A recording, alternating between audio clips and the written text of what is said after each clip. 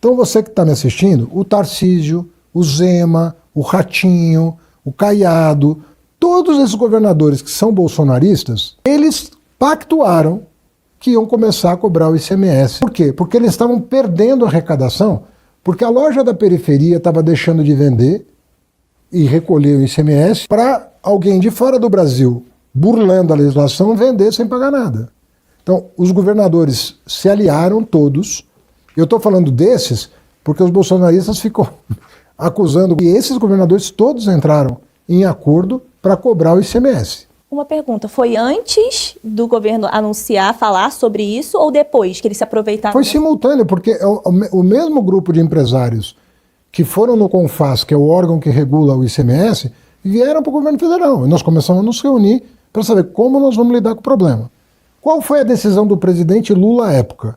Eu não quero cobrar imposto federal. Essa foi a decisão dele. Entendi. A decisão dos governadores foi, nós vamos cobrar o imposto estadual. Então aproveitou que vocês já estavam falando sobre essa Isso. pauta para... E a Fazenda estava... Tem que trazer essa pauta também. Trazendo, e nós estamos tentando conciliar os interesses. Mas aí os governadores aproveitaram que isso estava caindo para o governo, talvez? Porque estava tendo a imprensa falando só o governo federal.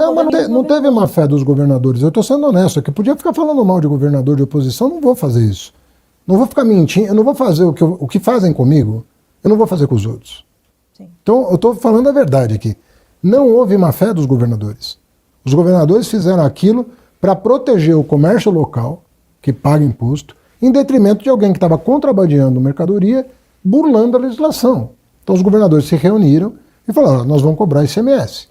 E fixaram uma alíquota, se eu não estou enganado, de 17% de ICMS. O ICMS passou a ser cobrado. E não fica um centavo no governo federal. Vai tudo para os estados. É um imposto estadual. Não entra um centavo no caixa federal. Tá? Para deixar claro. E o presidente Lula, até contrariando a Fazenda, falou, não vai ter imposto federal. Decisão dele. Não vai ter imposto federal. E assim a coisa andou. Tinha o ICMS e só. Mas daí começou a ter pressão do varejo, dizendo o seguinte, olha, eu ainda estou sofrendo a concorrência desleal, porque eu pago PIS/COFINS e ICMS, e eles só pagam ICMS. Aí o que aconteceu? Entraram com uma ação no Supremo Tribunal Federal para obrigar o governo federal a cobrar a mesma coisa que cobra das lojas de bairro, das feiras e tudo mais, e entraram no Congresso Nacional com um projeto de lei para aprovar o complemento do ICMS no plano federal. E aí aconteceu uma coisa que também pouca gente fala, e você pode checar, porque o que eu estou dizendo aqui é documento oficial, tá tudo documentado, não tem como inventar um negócio desse. Quando foram aprovar no Congresso Nacional, o presidente falou, eu não vou sancionar. O presidente Lula falou, eu não vou sancionar, eu não quero cobrar essa taxa. Aí os partidos políticos mandaram um recado para o presidente, todos os partidos políticos vão aprovar isso aqui. Todos. PL, o PT, PP, o União Brasil, todos vão aprovar isso aqui porque é uma medida justa com a indústria e o comércio brasileiros. Eles estão sofrendo a concorrência desleal de empresas chinesas e eles querem igualdade de condições. Aí o presidente falou, bom, eu só vou sancionar esse projeto se não tiver... Então, se o Nicolas votasse contra, o presidente não ia sancionar. Estou falando do Nicolas porque ele fez o maior barulho. E o partido dele e ele não pediram para votar contra. Então, todos os partidos do Congresso Nacional, todos, sem exceção, votaram a favor da isonomia. A empresa, o comércio de rua aqui do Brasil, o comércio da internet aqui no Brasil, o estrangeiro vai pagar a mesma coisa que o nacional. Não vai ter favorecimento para a empresa estrangeira. Foi isso que o Congresso decidiu por unanimidade. Foi isso que os governadores decidiram por unanimidade. E a única pessoa que se manifestou contra o tempo todo, que foi o presidente Lula, entendeu? Foi a pessoa atacada pelo bolsonarismo. Não teve uma voz no Brasil inteiro, nem de governadores, nem de partidos, líderes políticos, que se manifestaram contra essa iniciativa. Então eu não sei se o Congresso vai rever essa decisão, mas foi uma decisão unânime de todos os governadores e de todos os partidos políticos. O que eu estou falando aqui, eu estou falando gravado Você pode checar. Não, mas eu sou uma autoridade pública que responde pelo que fala. Eu não sou um sujeito que tem imunidade parlamentar, que pode falar qualquer bobagem sem se preocupar com ter que responder. Não. Eu sou uma pessoa que tenho que responder pelo que eu falo e pelos meus atos. Eu estou falando para você o que aconteceu. Foi isso que aconteceu. Perfeito. Eu vejo que, na verdade, para a comunicação para a população foi o seguinte: o governo estava conversando sobre, saiu na imprensa, lembra? Que vocês estavam conversando só sobre. Isso. E aí os governadores, olhando assim, a visão, olhando, eles já estavam fazendo essa aprovação, vendo, aproveitaram que estava atacando o governo naquela situação para já correr, porque já estava em trâmite e de forma muito coincidência, acabou saindo essa aprovação ali no negócio do ICMS. Não foi uma coincidência. Isso estava sendo tratado no plano federal e no plano estadual simultaneamente por provocação do varejo e da indústria brasileiros. Entendeu? Isso estava acontecendo. O que ao final foi decidido é que os governadores têm todo o direito de cobrar um imposto estadual, não tem como, né? E o presidente Lula falou, eu não vou entrar. Sim. Eu não quero entrar. Entendi. Depois é que a coisa foi bater no Supremo e no Congresso, teve uma ação contra o governo no Supremo Tribunal Federal para garantir a isonomia. Não é cobrar, mas é cobrar a mesma coisa. Uma loja dentro do Brasil tem que pagar a mesma coisa que uma loja fora do Brasil. Né? E aí, mesmo assim, o presidente manteve a sua posição. E aí, quando o Congresso aprovou por unanimidade, aí não tinha argumento. Não tinha o que fazer. Não, todo mundo, 513 parlamentares, 81 senadores, 513 deputados, falam, nós todos defendemos isso, todos. Qual é o sentido de... Aí o presidente falou, ninguém é contra? Não tem ninguém contra aqui, tem que fazer. Foi nessa condição que a coisa aconteceu no plano federal, mas já tinha acontecido meses antes no plano estadual. E eu quero repetir uma coisa aqui, porque eu odeio oportunismo, né? Eu estou dizendo para você e vou repetir aqui, não houve má fé de governador. Isso não aconteceu. Eles tomaram uma decisão por unanimidade, que foi implementada, né? Por unanimidade, não tinha como viabilizar essa decisão sem o apoio do governo federal, no sentido de que os Correios tinham que informar o pagamento do tributo, né? Mas não houve uma fé de líderes da oposição que começaram a disseminar a fake news de que era o executivo, o presidente, eu, éramos responsáveis por aquilo. E na verdade não tem nada a ver isso. O que chama a atenção é como é que isso prosperou durante 4 anos, como é que esse crime de prevaricação aconteceu durante o governo Bolsonaro e ninguém tomou providência nenhuma. Isso que chama a atenção. Mas uma hora a água bateu, alguém ia ter que responder por aquilo, entendeu? E foi isso que aconteceu no primeiro ano do governo Lula. E o mais legal de tudo, falando para vocês aqui, eu fiz a minha pauta, eu que fiz as perguntas, então assim, tô muito feliz, porque eu vou poder fazer as perguntas do povo, porque o povo quer ouvir, quer tirar essa dúvida com o ministro. Bom, eu já vou começar com a pergunta que eu sei que eu tenho que fazer, que essa é uma pergunta que é um pouco polêmica. Vou começar com a mais recente, vamos falar sobre IOF. E aí, uma pergunta que um dos seguidores ficaram me perguntando bastante é que não houve mudança no IOF nas operações de crédito para pessoa física. Não. Mas em 2021, o Bolsonaro aumentou o IOF das operações de crédito, né? E para pessoa física e empresa, para custear o auxílio, na época, ele aumentou esse decreto, o Supremo entendeu que era constitucional. E aí eu quero te perguntar por que agora você acredita que o entendimento da oposição mudou em relação a isso? E por que esse aumento também do IOF? Porque eu, Natália, contando para você, eu tive esse aumento, eu sou uma empresa de pequeno porte, o meu plano de saúde foi renovado do reajuste dos meus funcionários e aumentou. E aí ficou um valor bem alto comparado ao que eu pagava antes. E aí eu queria entender também, porque está afetando não só as pessoas, as empresas, também vai afetar, querendo ou não, o consumidor. E aí era legal explicar pra gente. Então, primeiro, assim, ao contrário do Bolsonaro, a gente não mexeu com pessoa física. Sim. Né? E o aumento que teve foi muito marginal para justificar o repasse. Uhum. Nenhuma razão para repassar absolutamente nada. Em relação a por que o Supremo mudou de postura agora, na verdade não. Porque o decreto do Bolsonaro foi também sujeito à ação judicial e o Supremo já tinha dito que o presidente da República pode fazer o decreto. Legal. O que causou estranheza é por que diante de uma decisão que o Supremo já tinha tomado sobre a constitucionalidade do decreto presidencial, veio outra ação contra um decreto semelhante por parte do Legislativo.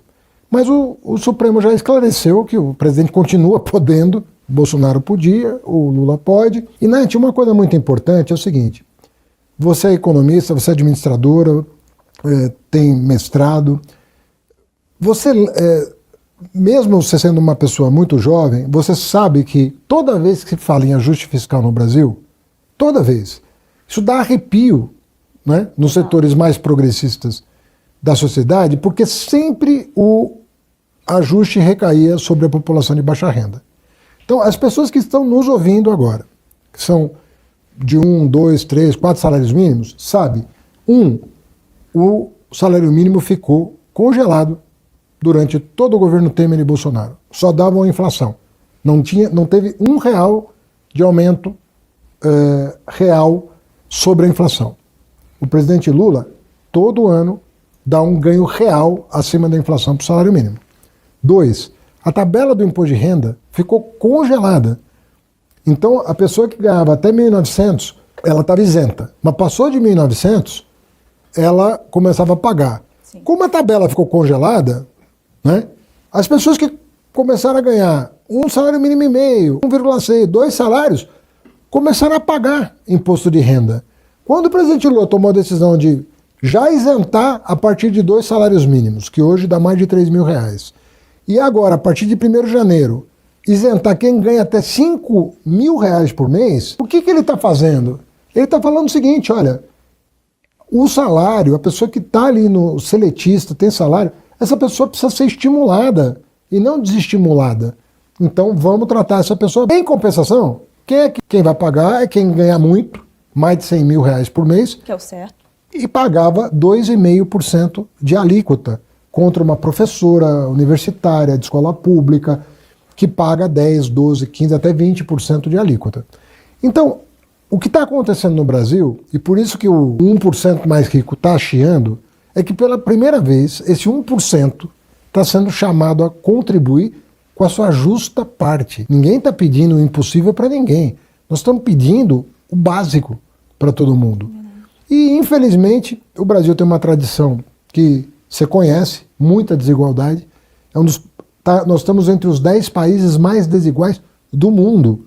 O pessoal fala que a África é um continente desigual. Nós somos mais desiguais que 47 países africanos dos 54. Então, se a gente não começar a enfrentar a questão da desigualdade, nós não vamos ter saída, porque não tem desenvolvimento possível com essa desigualdade. O povo nunca tem para consumir. O cara trabalha, não chega no fim do mês. Então, ou a gente começa a corrigir essas distorções, e essa turma da cobertura vai ter que entender que tem que pagar condomínio também, ou nós vamos estar numa encalacrada histórica e a gente não sai dela.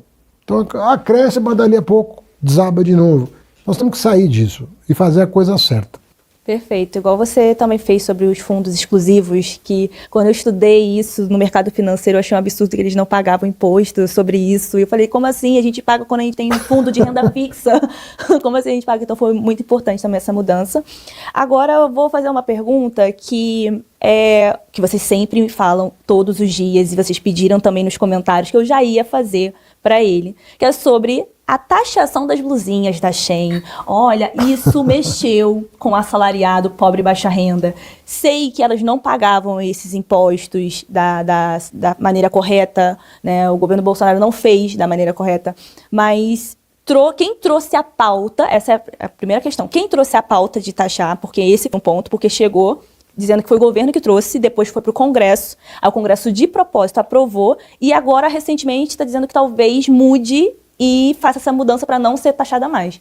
Conta pra gente como isso começou, qual foi a decisão que vocês tomaram e se vai ter essa mudança também, porque acho que para dar esperança aqui para o jovem, porque isso sentiu. A classe sentiu muito toda vez, e ainda teve um comentário dizendo que não ia afetar o consumidor, e afetou o consumidor, e aí, enfim, a comunicação também não foi tão boa, trazendo aqui essa crítica. Com a mesma sinceridade que você está perguntando, e eu não sabia nenhuma das perguntas que você ia me fazer, eu vou pedir para você, eventualmente, checar tudo que eu estou falando, porque tem muita desinformação sobre o tema. Sim. Como é que essa coisa começa? Né? Primeiro, existia uma fraude. Qual era a fraude? Empresas estavam vendendo produtos no Brasil, empresas de fora estavam vendendo produtos no Brasil como se fosse uma remessa de uma pessoa para outra. Então eles usavam um nome fictício de remetente e mandavam para o Brasil como se fosse uma remessa qualquer. Podia ser um presente, podia ser coisa, sem nota fiscal, sem nada. Pessoa física para pessoa física. Só que na verdade era uma fraude. Uma empresa fazendo a venda, sim, mas eles sob o manto de uma remessa. Então tinha o nome ali de uma pessoa que morava fora do Brasil, um nome fictício, né? Um nome de um residente da China, do Vietnã, de Singapura, estava o nome da pessoa, e a Nath recebia lá na casa dela, como se fosse uma remessa de pessoa para pessoa. Começaram a ter denúncias de fraude. Essas denúncias começaram a chegar na Polícia Federal, no Ministério Público, na Receita Federal. De quem? De parte dos empresários brasileiros que vendiam aqui com nota fiscal e diziam, olha, eu estou vendendo com nota fiscal, estou pagando o meu imposto e estou sofrendo a concorrência de uma pessoa que está fingindo, que está mandando um presente, que está mandando uma encomenda, alguma coisa assim, mas na verdade ele é uma empresa que está vendendo no Brasil burlando a legislação. Então começou a ter denúncia de prevaricação, inclusive contra o Bolsonaro, contra o Guedes. Começou a ter denúncia de que eles estavam prevaricando. O que é prevaricar? Fechar os olhos para um crime e não tomar nenhuma providência. Bom, quando nós começamos a analisar o caso, os governadores perceberam que estavam perdendo o ICMS, que é um imposto estadual. Exato. Não tem nada a ver com a União. E aí eles pediram apoio dos Correios para o Correio notificá-los sobre o imposto que estava sendo perdido. Os 27 governadores se reuniram e aprovaram a cobrança do ICMS sobre as remessas. Sim, perfeito. Agora, encaminhando para a próxima pergunta, que além de... eu vejo que ela é bem importante. Bom, a próxima pergunta que eu queria te fazer é sobre um ponto que eu fiz uma crítica para o governo. Pode fazer. Fiz uma crítica, critiquei, montei a minha crítica. Não é novidade para nós, viu?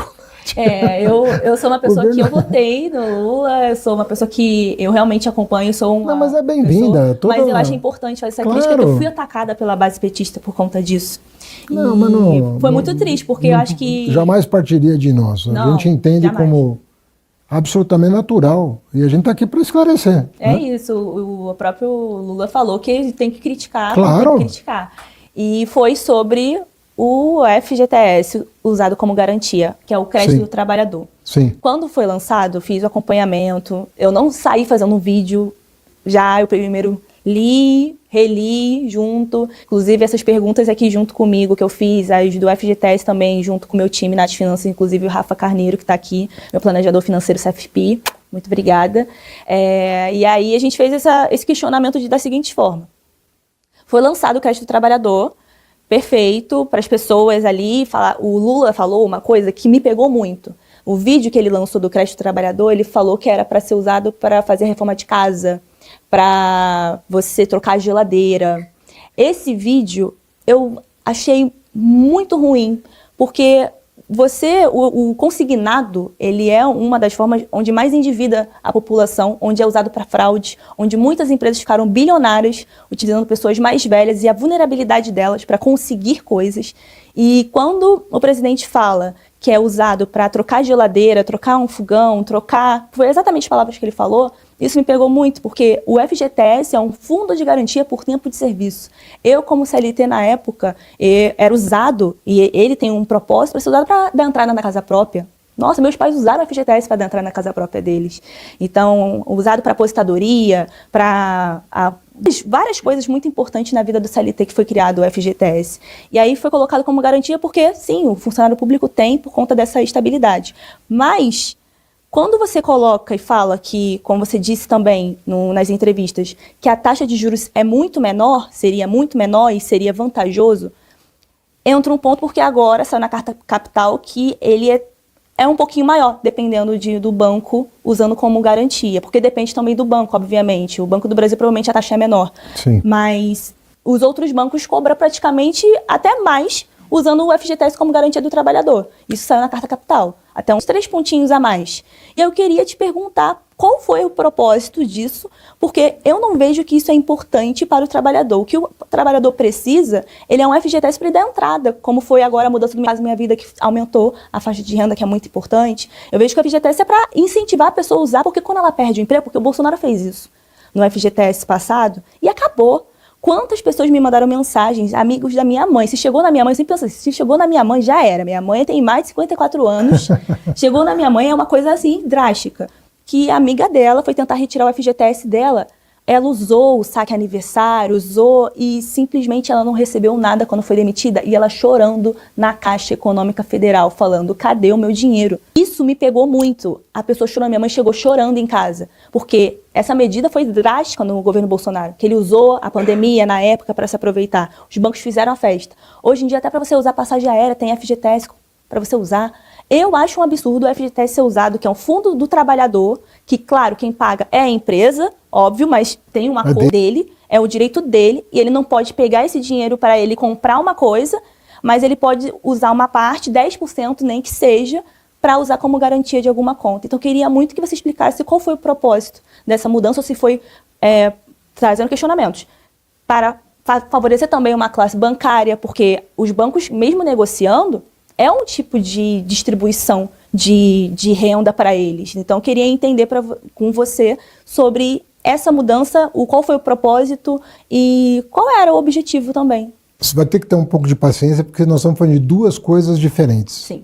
E para quem está nos assistindo entender o propósito, eu vou ter que ser um pouquinho técnico, né, detalhista.